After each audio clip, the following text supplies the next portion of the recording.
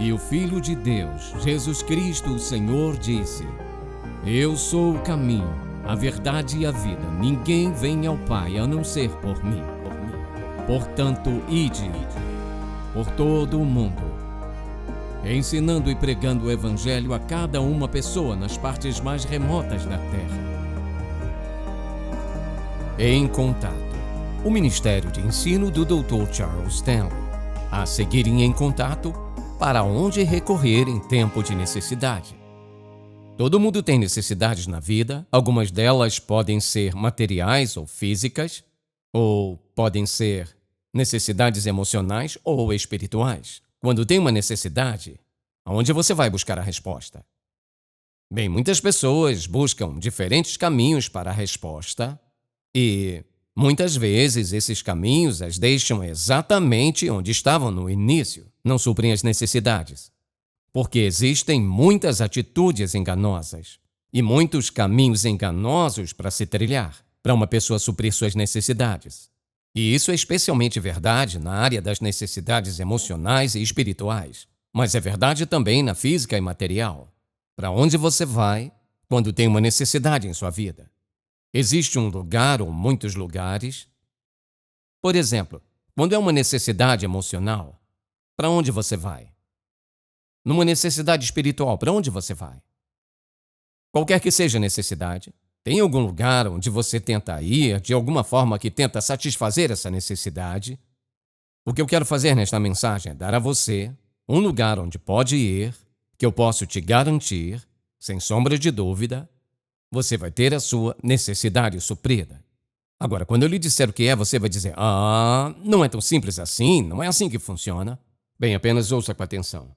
Quero que você simplesmente peça ao Senhor para falar ao seu coração e para mostrar a você que talvez você tenha algumas necessidades em sua vida que você está tentando suprir e de alguma forma isso não está funcionando. Eu vou te mostrar como isso pode funcionar. Então, se você abrir em Hebreus, capítulo 4, eu quero que leiamos apenas alguns versículos deste capítulo. Enquanto você abre lá, eu quero olhar para o versículo 12, só para dar uma palavra no contexto da nossa escritura regular que vamos ler. Ele diz no versículo 12, porque a palavra de Deus, a Bíblia, é viva e eficaz e mais penetrante do que qualquer espada de 2 gumes e penetra até a divisão da alma e do espírito e das juntas e medulas e é apta para discernir os pensamentos e intenções do coração, que é a maneira dele de dizer.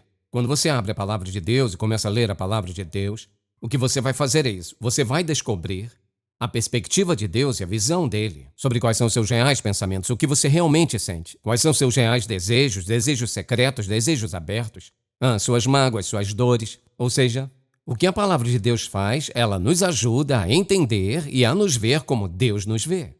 Então, à luz disso, eis o que ele diz, começando no versículo 13. E não há criatura alguma encoberta diante dele, antes todas as coisas estão nuas e patentes aos olhos daquele com quem temos que tratar. Visto que temos um grande sumo sacerdote que penetrou nos céus, Jesus, Filho de Deus, retenhamos firmemente a nossa confissão, porque não temos um sumo sacerdote que não possa compadecer-se das nossas fraquezas, porém um que, como nós, em tudo foi tentado, mas sem pecado. Portanto, cheguemos com confiança ao trono da graça, para que possamos alcançar misericórdia, a fim de sermos ajudados em tempo oportuno. Agora, então fazemos a pergunta: para onde recorrer em tempo de necessidade? Agora veja isso, ou o diabo simplesmente vai enganar você. Existe um lugar onde você pode ir, onde não vai se preocupar em receber uma resposta errada, que ele sempre lhe dará a resposta certa. E ele está disposto a lhe dar a resposta, suprir sua necessidade, e trata-se de uma pessoa, e essa pessoa é Jesus. Agora, pelo resto desta mensagem, quero te mostrar por que isso é verdade. Então, sejam quais forem seus bloqueios em relação a Jesus e tudo mais, quero que seja honesto o suficiente para ouvir com cuidado o que a palavra de Deus diz e por que diríamos que Jesus é a pessoa a quem devemos ir. Ouça, para o que precisamos, não importa o que seja. Você diz, mas se forem necessidades financeiras, ele sabe lhe dar a orientação para suprir essa necessidade. Suponha que seja algo da saúde, ele é o grande médico. Suponha que seja algo emocional, estou deprimido. Ele é a resposta para cada uma coisa que precisamos. Tudo que eu peço é que você seja honesto o suficiente e aberto o suficiente para considerar o que a palavra de Deus diz. Então, veja o que ele diz neste verso 13, porque ele deixa isso tão claro como cristal, que Jesus sabe tudo o que nós precisamos. Pensamos que sabemos às vezes, pensamos, por exemplo, que sabemos exatamente o que precisamos e, Senhor, eis o que quero que faça. Muitas vezes nós não sabemos. Então, observe o que ele disse. Ele disse nesta passagem particular, diz em diferentes maneiras, mas ele diz, e não há criatura alguma encoberta diante dele. Ou seja, Deus vê cada uma pessoa, ele sabe tudo sobre nós, criatura alguma encoberta diante dele, antes todas as coisas estão nuas e, ouça, patentes, ou seja, encobertas, aos olhos daquele com quem temos de tratar, o que quer dizer, aquele perante quem somos responsáveis. Ele vê cada coisa, sabe cada necessidade que temos cada dia, e a cada hora do dia e a cada momento. Ele sabe. Então, você diz, bem, por que você diz, vai até Jesus? Deixa eu te perguntar, quem mais te conhece tão perfeitamente? Ele é a única pessoa em existência que sabe todas as coisas sobre nós, por dentro, por fora, o que pensamos, como pensamos, por que fazemos, nossas ações, nossos motivos, desejos, os pecados secretos de nossa vida, as coisas que acontecem, ele é o único que sabe. Jesus é aquele a quem devemos ir para tudo o que precisamos, não importa quem e qual seja a necessidade. Agora, uma segunda coisa que eu quero que note aqui é o seguinte. Ele menciona aqui, ouça, Jesus é o nosso grande sumo sacerdote diante do trono de Deus. Agora, preste muita atenção, porque alguém diz, bem, sumo sacerdote, não estou muito interessado nisso. Você deveria, eis a razão pela qual deveria. No Velho Testamento, por exemplo, Deus estabeleceu todo o sistema para a nação de Israel, para crescer esta nação, e enviar um Messias. Então, ele começou lá atrás no jardim. E por toda a Escritura existem sacrifícios, e neste sistema que Deus estabeleceu, entre seu povo, havia um grande sumo sacerdote, que era aquele que entrava no Santo dos Santos, onde ninguém podia ir sem perder a vida, exceto o sumo sacerdote uma vez por ano, para colocar o sangue expiatório do cordeiro naquela época, para reconhecer a pecaminosidade de sua nação. Ora, aquele grande sumo sacerdote era um símbolo de muitas coisas, mas acima de tudo ele era uma prefiguração do grande sacerdote que viria, porque ele diz aqui, visto o que temos, um grande sumo sacerdote, que penetrou nos céus, Jesus, o Filho de Deus, retenhamos firmemente nossa confissão, isto é, Jesus, que morreu na cruz, foi sepultado, ressuscitou, voltou para o céu e o capítulo 10 diz que ele está agora sentado à direita do Pai, intercedendo por nós.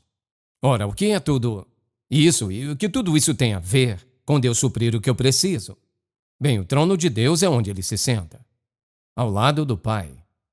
E esse trono é um lugar muito, muito importante. E nas Escrituras, por exemplo, há muitas referências ao trono da graça neste capítulo, ao trono de Deus em Mateus, o trono de Deus e do Cordeiro, o trono glorioso, o grande trono branco, o trono eterno. É uma palavra que sugere realeza, poder, autoridade, governo e reinado. Jesus é o Senhor que governa e reina, que se senta à direita do Pai, intercedendo por nós. Agora, o que isso tem a ver com Deus suprir minhas necessidades? Simplesmente isso. A Bíblia diz, porque todos pecaram e estão destituídos da glória de Deus. Ouça com muita atenção. Todos pecaram e estão destituídos da glória de Deus. A Escritura diz que nossos pecados nos separaram de Deus. E, portanto, a verdade sobre nosso relacionamento com Ele, antes que haja uma experiência de salvação, é que somos pecadores, que pecamos contra Deus, vivemos como queremos, fazemos o que queremos fazer e nossos pecados nos separaram de Deus. Então, temos que fazer a pergunta. Agora preste atenção, porque eu quero repetir algo umas 4 ou 5 vezes. Faça essa pergunta a si mesmo. Todos nós sabemos que pecamos contra Ele. E com que base você pode ir ao Santo Deus, que não tem pecado em sua presença. Deus é luz e nele não há treva alguma, diz a Escritura. Com que base você pode ir a Deus o Pai e orar e esperar que Deus responda a sua oração?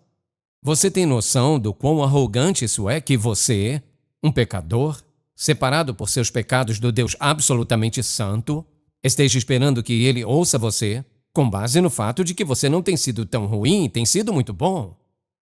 Agora, você pode não gostar da forma como eu digo isso, mas é verdade, é um ato de pura arrogância. E decepção, e ignorância e mal-entendido. Porque isso é o que o grande sumo sacerdote fazia no Antigo Testamento. Apresentava o sangue de um sacrifício para expiar os pecados da nação de Israel. Quando Jesus veio, ele veio como grande sumo sacerdote. Quando Jesus veio, ele veio como sacrifício final e supremo do Pai pelo pecado de toda a humanidade. Quando Jesus Cristo foi para a cruz, ele foi para a cruz como um cordeiro. O Cordeiro de Deus. Ele veio a este mundo não apenas para ensinar e pregar e curar, embora tenha feito essas coisas, ele veio principalmente para morrer e derramar seu sangue no Calvário. E o derramamento do seu sangue no Calvário expiou, pagou a dívida do pecado de toda a humanidade integralmente em um ato, em um momento de um tempo. Para que você e eu tivéssemos acesso ao Deus Santo, se e quando nós aceitarmos Jesus Cristo como nosso Salvador pessoal, ou seja, que o aceitamos como nosso sacrifício expiatório por nossos pecados e o recebemos como nosso Salvador, o Filho de Deus. Agora, é assim que temos acesso. Porque agora nossos pecados foram expiados. É o sangue de Jesus que torna possível nossa aproximação do Santo Deus. Agora, a terceira coisa que eu quero que observe é esta: que a Escritura diz que Jesus se compadece do que nós precisamos. Veja esta passagem. Quero lê-la algumas vezes. Veja isso. Verso 15. Porque não temos um sumo sacerdote que não possa compadecer-se, ou seja, Jesus é alguém que se compadece, isto é, ele pode sentir e perceber isso, experimentar isso. Porém, um que, como nós, em tudo foi tentado, mas sem pecado. Agora, vamos pensar nisso por um momento, porque é uma afirmação incrível. Veja essa passagem, neste capítulo 2 e no versículo 17. O que ele disse?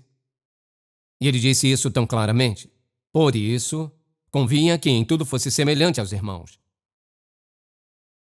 Isto é, a encarnação é que Deus o Filho veio a este mundo na forma de um bebê nascido da Virgem Maria. Ele teve que ser como nós, crescendo como uma criança, um adolescente, um jovem homem.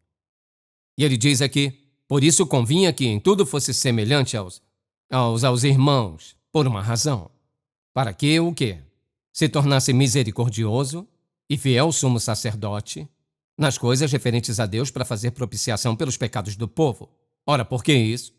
Ele diz, porque naquilo que ele mesmo sendo tentado, padeceu, pode socorrer, ele pode socorrer aos que são tentados. Veja isso por um momento.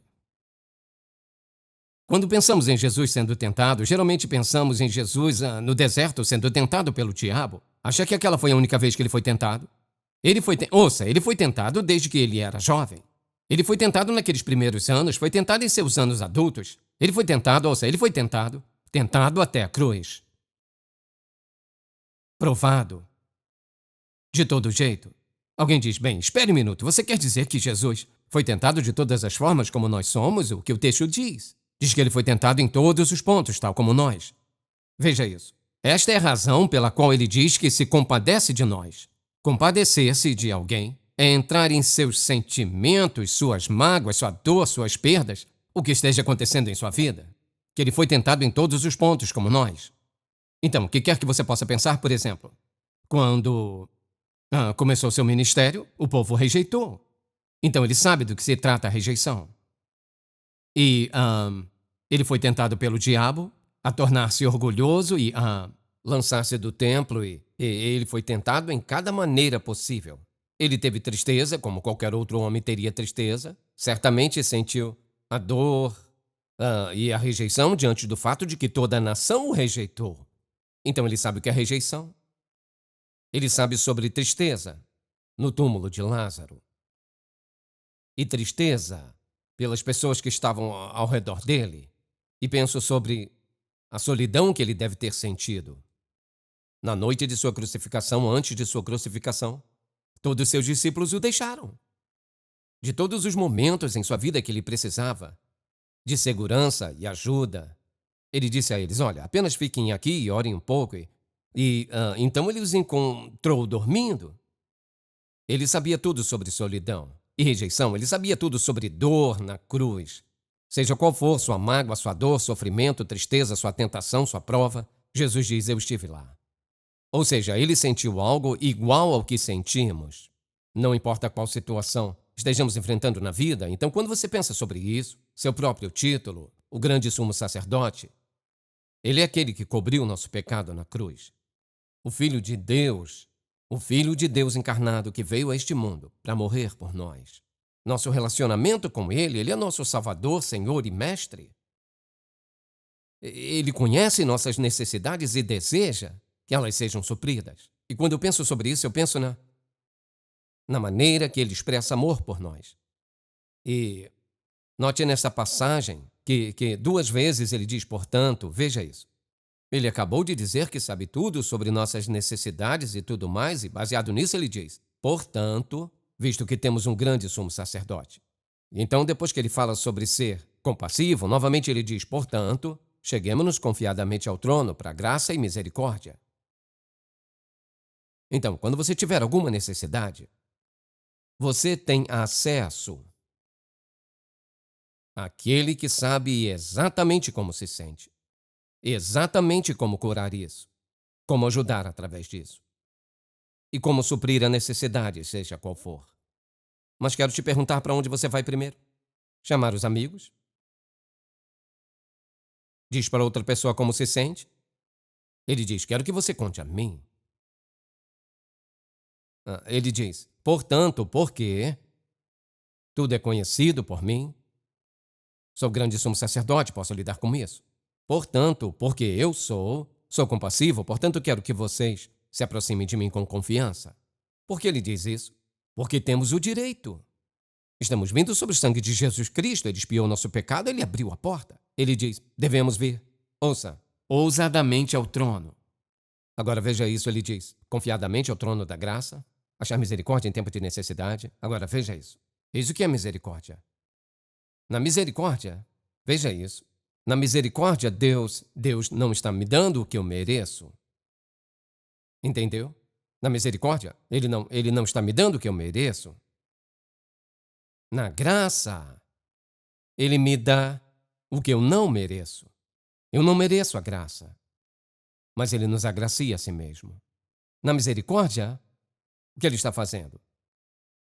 Ele não está me dando o que eu mereço, porque se ele o fizesse, me expulsaria. Ele diz, confiadamente.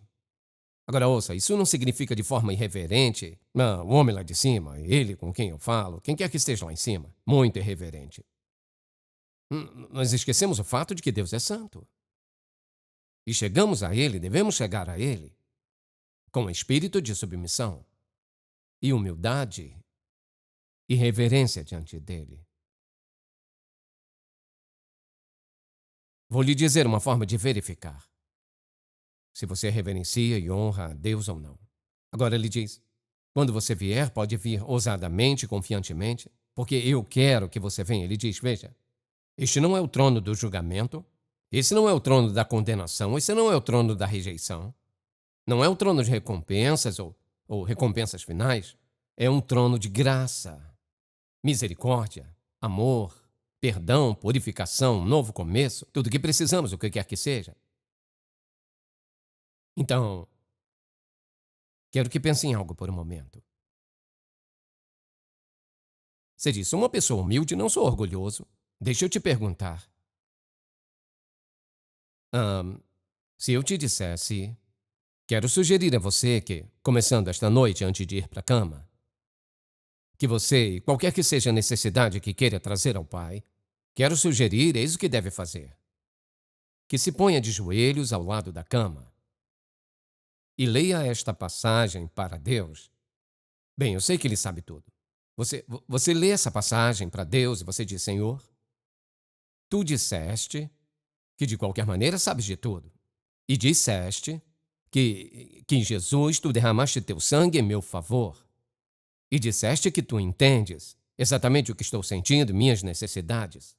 E disseste que eu tenho o direito de vir a ti e que eu vou achar misericórdia e graça para me ajudar no que eu preciso.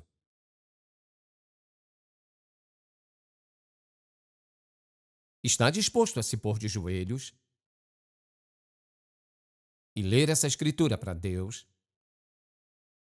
e contar suas necessidades e a razão por que se curvaria de joelhos diante dele é simplesmente por causa de quem ele é. Ele é o justo, santo Deus que não existe igual de forma alguma.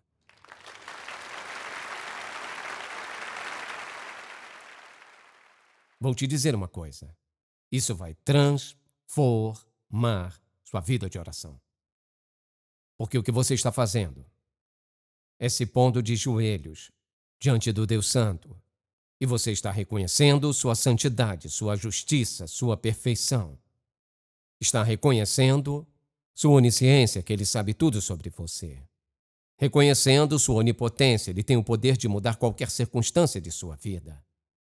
Reconhecendo sua graça e sua misericórdia, que Ele convida você para vir, para ser perdoado ou ajudado, seja o que for. O que te impede de fazer isso? Você pode dizer: bem, não tenho que dobrar meus joelhos para orar? Não tem. Por que não faria? Eu sei que algumas pessoas têm um problema físico, mas quero te perguntar muito seriamente: o que impediria você de abrir a palavra dele nesta simples passagem da Escritura, que é uma passagem que é toda sobre encorajamento? O que te impediria de se pôr de joelhos e reconhecer que você precisa dele? E que você não tem o direito de ir até ele exceto pelo sangue de Jesus? O que te impediria disso? Uma coisa principalmente: orgulho. Não preciso fazer isso. Deus me entende.